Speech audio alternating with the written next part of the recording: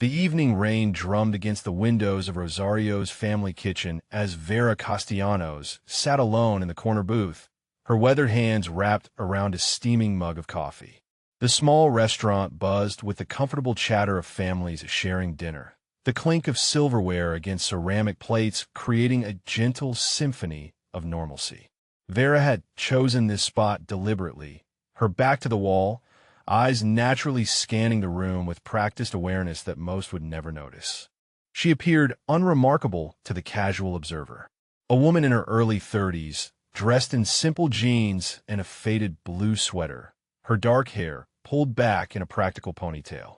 Nothing about her suggested the years of rigorous training, the deployments across 3 continents, or the specialized combat skills that had earned her respect among some of the Navy's most elite units. Before we continue with Vera's story, drop a comment and let us know what state you're watching from. Maybe you've witnessed similar quiet strength in the people around you. The front door chimed as 3 men entered, their voices already raised above the restaurant's peaceful atmosphere.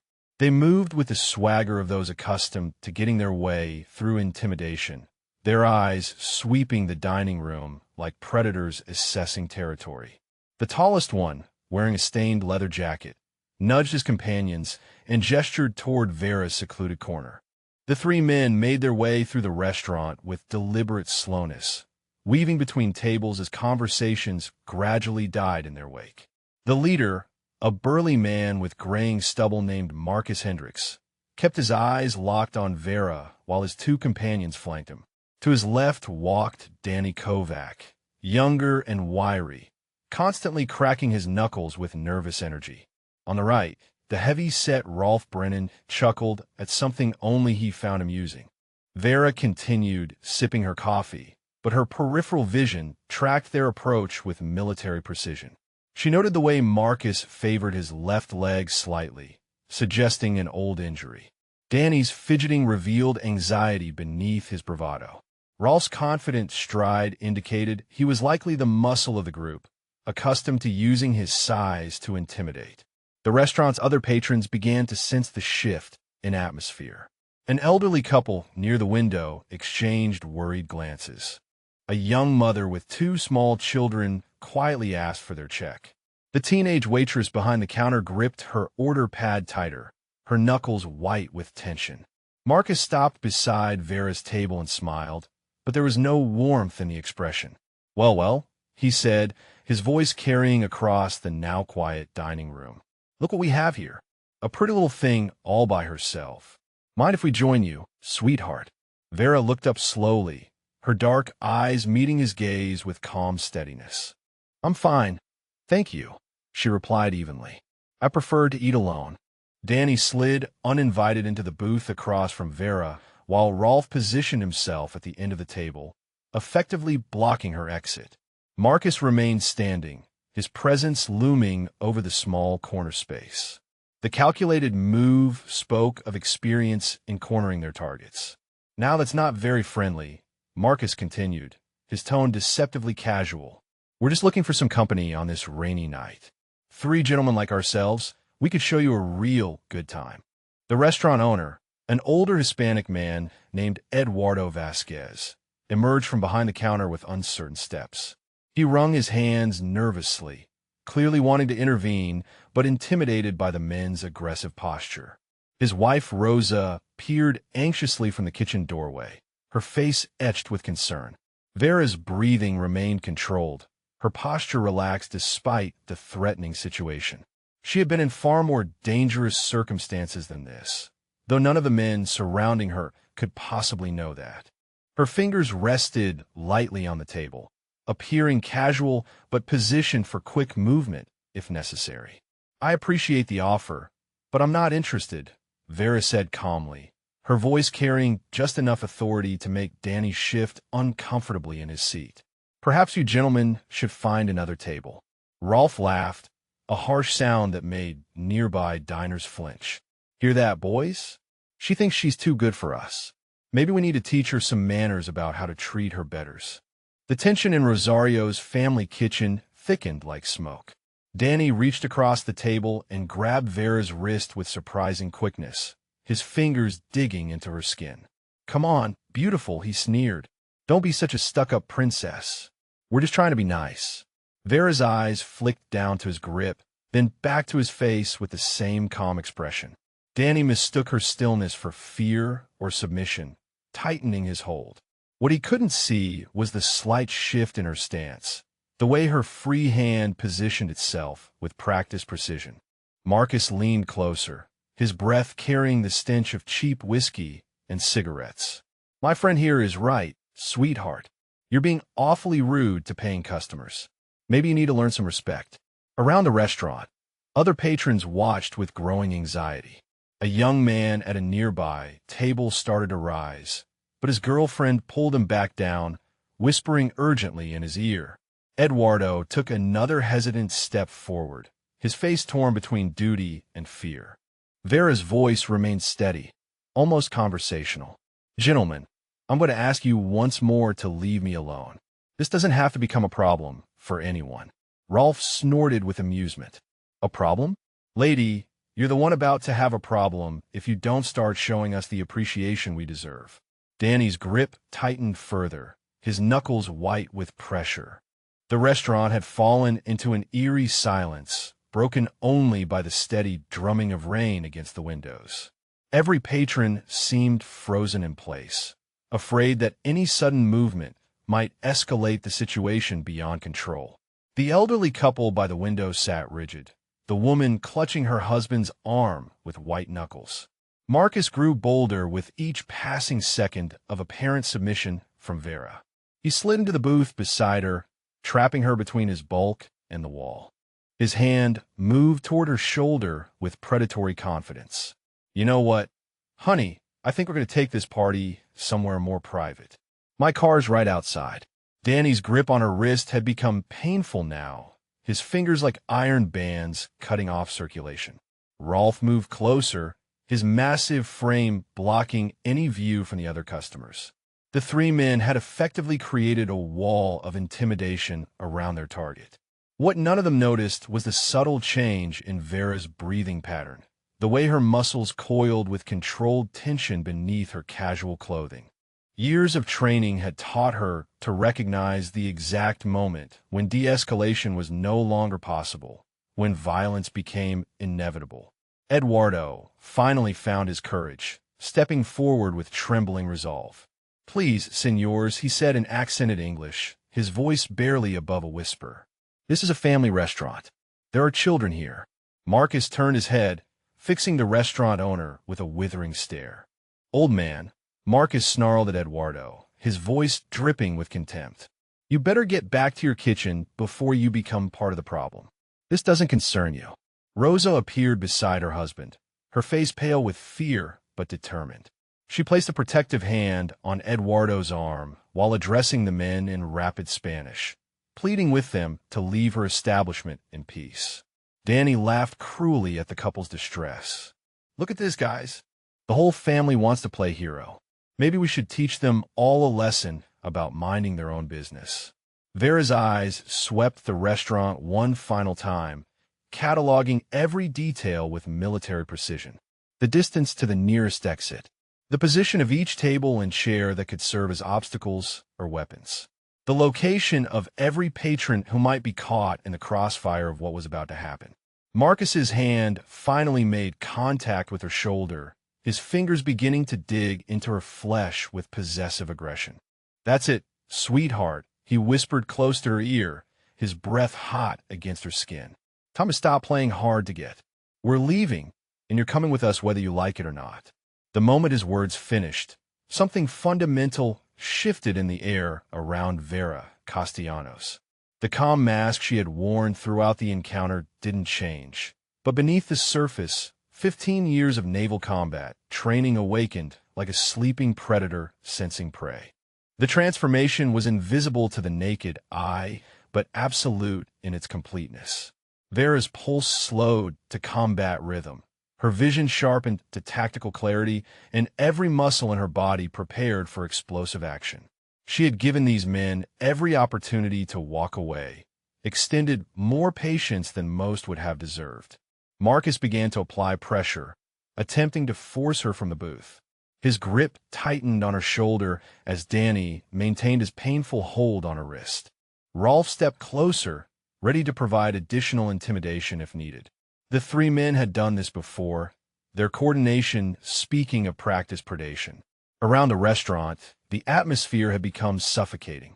Parents shielded their children's eyes, while other patrons stared in horrified fascination. Someone had undoubtedly called the police, but help would arrive too late to prevent what was about to unfold. Eduardo made one final desperate attempt at intervention. "Please," he begged, stepping closer despite his obvious fear. "I will call the authorities. There is no need for this violence." Marcus turned his attention to the restaurant owner with cold fury. "You want to see violence, old man? Keep running your mouth, and I'll show you exactly what violence looks like." That threat against an innocent bystander sealed the fate of all three attackers. Vera's training had taught her that the moment threats extended beyond the primary target, immediate action became not just justified, but morally imperative.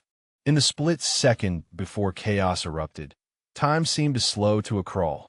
Vera's mind processed the tactical situation with computer-like efficiency. Danny's grip on her left wrist provided her first point of leverage. Marcus's position beside her in the booth limited his mobility. Rolf's overconfident stance left him vulnerable to surprise. The restaurant held its collective breath as Marcus began to stand, clearly intending to drag Vera with him. His fingers dug deeper into her shoulder, bruising the flesh beneath her sweater. Danny prepared to yank her arm, expecting the compliance that fear had always delivered in the past. Neither man understood that they had just threatened a decorated naval combat specialist who had survived 3 tours in hostile territories, who had trained with some of the most elite fighting units in the world, who had earned respect through demonstrated lethality rather than inherited privilege. Vera's voice remained perfectly calm as she spoke her final warning. "Gentlemen," she said quietly, her words carrying across the silent restaurant with crystalline clarity. "You have exactly 3 seconds to release me and walk away. After that, what happens next is entirely your responsibility." Marcus laughed, the sound harsh and dismissive. "Or what, princess? You'll call for your daddy?" Danny tightened his grip until Vera's fingers began to turn white from lack of circulation. Rolf cracked his knuckles in anticipation of the entertainment about to begin. 3 seconds passed. The explosion of movement began so suddenly that most witnesses would later struggle to describe exactly what they had seen. Vera's right hand shot upward in a precise arc, her palm striking Danny's elbow with surgical accuracy at the exact pressure point that would cause his grip to instantly release. The crack of impact echoed through the restaurant like a gunshot. Before Danny could even register the pain shooting up his arm, Vera had pivoted in her seat with fluid grace. Her left hand, now free, formed a rigid blade that drove into Marcus's solar plexus with devastating force. The larger man's breath exploded from his lungs in a whoosh of agony as he doubled over, his face turning purple. Rolf, who had been watching with amused confidence just moments before, suddenly found himself staring at a completely different person. The quiet woman in the corner booth had vanished, replaced by something far more dangerous. His brain struggled to process the transformation as his 2 companions crumpled around him. The entire restaurant erupted in gasps and screams as patrons scrambled backward from their tables. Chairs scraped against tile floors and dishes clattered as people instinctively sought distance from the violence. Eduardo and Rosa pressed themselves against the wall behind the counter, their eyes wide with shock. Danny clutched his useless arm, tears streaming down his face as he stared at Vera in disbelief. The woman who had seemed so helpless seconds ago now stood with the controlled balance of a trained fighter. Rolf's shock lasted only a heartbeat before rage replaced it. His massive frame lunged forward with surprising speed for a man his size, meaty fists swinging toward Vera's head in wild haymaker punches. He had relied on intimidation and brute force his entire life, never encountering anyone who could match his physical presence. Vera flowed around his attacks like water, her movements economical and precise. Years of hand-to-hand combat training had taught her that size and anger were poor substitutes for skill and discipline. She ducked under his first swing, stepped inside his reach, and drove her knee upward into his ribs with bone-jarring force. The impact lifted Rolf's feet momentarily from the floor. He staggered backward, clutching his side where at least 2 ribs had cracked under the assault. His face contorted with pain and disbelief as he struggled to understand how this small woman could generate such devastating power. Marcus attempted to recover, pushing himself upright despite the agony radiating from his solar plexus. He reached inside his jacket, his hand closing around the handle of a switchblade he had carried for years. The metallic click as the blade snapped open cut through the restaurant's terrified silence. "Big mistake," he wheezed, brandishing the weapon with shaking hands. "Now you're going to pay for embarrassing us, you little witch." Vera's eyes locked onto the knife with laser focus. Her stance shifted almost imperceptibly, weight balanced on the balls of her feet. The appearance of the blade changed everything. Vera's expression hardened as her training shifted into lethal mode. She had faced armed opponents in combat zones where hesitation meant death, where split-second decisions determined who returned home and who didn't. Marcus had just escalated this from a bar fight to a life-or-death encounter. He lunged forward with the switchblade, aiming for her torso in a wild, desperate thrust. Vera moved with serpentine grace, her body twisting away from the blade's path while her hand struck with practiced precision. Her left hand caught his wrist, controlling the weapon, while her right delivered a devastating hammer fist to his temple. The knife clattered harmlessly to the floor as Marcus collapsed, his legs folding beneath him like a marionette with severed strings. His eyes rolled back, consciousness fleeing as his body crumpled into an unconscious heap beside the overturned table. Danny, still cradling his damaged arm, began scrambling backward across the floor in pure terror. The confident predator had transformed into prey, his face white with shock as he witnessed the systematic dismantling of his companions. Whatever military unit she belongs to, he thought desperately, they don't mess around. Rolf made one final, foolish attempt to salvage his pride.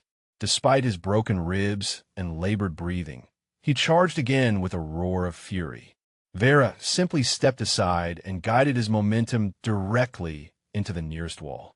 The impact shook the entire restaurant as Rolf slumped to the floor, finally defeated. The entire confrontation had lasted exactly 15 seconds.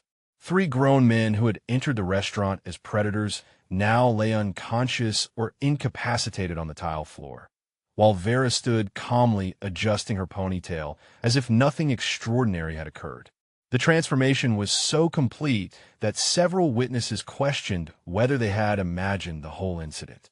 Sirens wailed in the distance as police units responded to the multiple emergency calls. Eduardo emerged from behind the counter on shaking legs, his face filled with awe and gratitude. "Senora," he whispered reverently, "you are no ordinary woman." Vera smiled gently, her demeanor returning to the quiet civilian who had been enjoying coffee just minutes earlier. "Petty Officer First Class Vera Castellanos, United States Navy," she said simply. "Combat Systems Specialist, 3 tours of duty. I apologize for the disturbance in your restaurant." The other patrons began to approach cautiously, their fear replaced by amazement and respect. The young man who had wanted to help earlier stepped forward with admiration shining in his eyes. "That was incredible," he said. "How did you learn to fight like that?" As police officers entered through the front door, Vera calmly retrieved her purse and prepared to give her statement. The 3 attackers were beginning to regain consciousness, their earlier bravado replaced by groaning confusion and the dawning realization of how completely they had misjudged their target. If this story moved you, drop a comment about what resonated most with you, or share if you've witnessed similar courage in real life.